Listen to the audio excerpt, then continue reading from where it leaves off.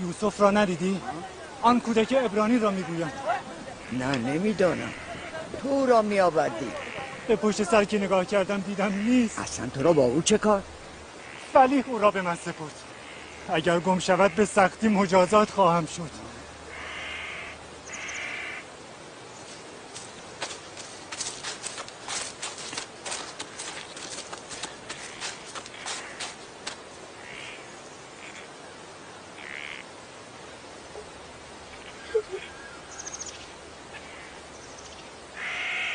فرار میکنی؟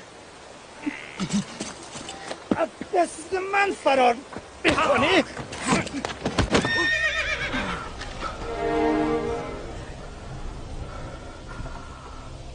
چه شده؟ چرا بی‌تابی میکنی؟ نکند یوسف من لحظات بدی را سپری میکند؟ چی شده نبی خدا؟ حال یوسفم خوب نیست لیا. حال یوسفم خوب نیست.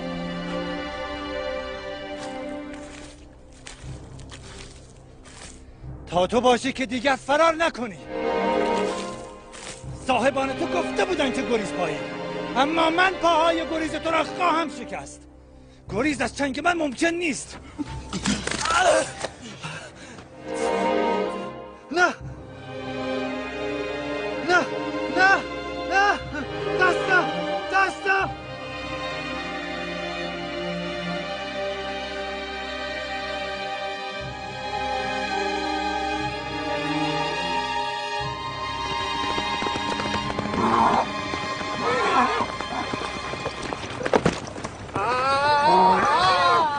چه شده من؟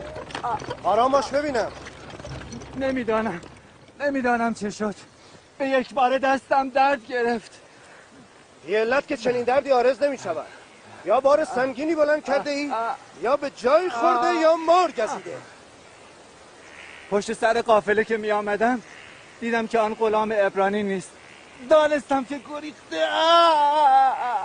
پس از جستجو دیدم که پشت آن قبر پنهان شده. به قصد دنبی او را زدم که دیدم به یک بار دستم از کار افتاد. تا او را زدی دستت از کار افتاد؟ این کودک بیچاره طاقت سیلی تو را دارد؟ فکر نکردی خدای او از تو انتقام میگیرد؟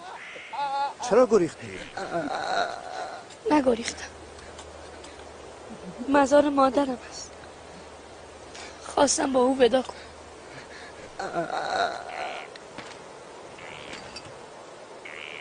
قبر برده نام و نشانم ندارد، چه رسد به بقعه.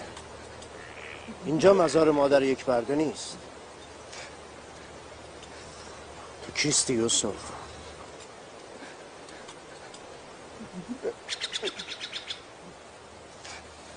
سیلی او شدید بود.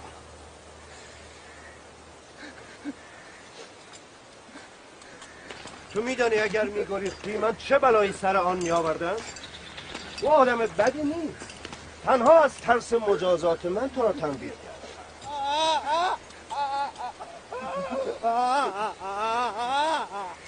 آیا از او کینه‌ای به دل داری؟ مرا برای کینه توزی تربیت نکردن. آفرین بر تو.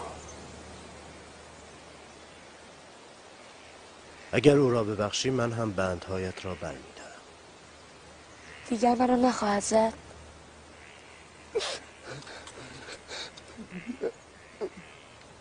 به خدای ابراهیم سوگند که از این پس به هیچ کس چنین اجازه‌ای نخواهم داد.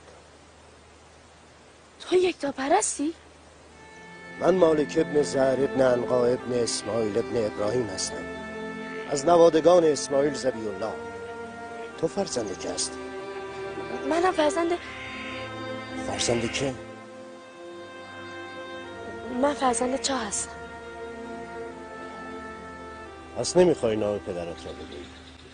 گفتم که فرزند چاه. من دیروز در همان چاهی که دیدید متولد شدم، هنگامی که پیک حق بر من ظاهر شد. من از سخنان تو سر در نمیآورم.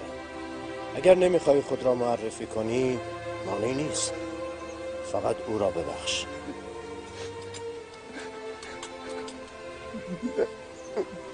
بسیار خوب. من هم او را بخشیدم. آفرین پسرم. با مزار مادرت ودا کن برم.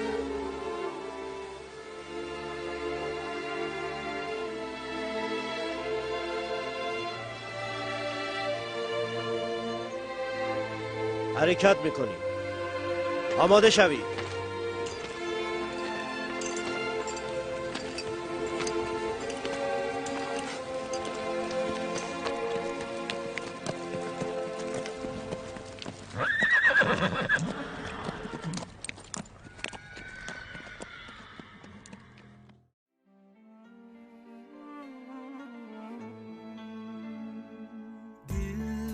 میخواهد از دیداری تو ذوق برد، جان میخواهد از افطاری تو شهد چشم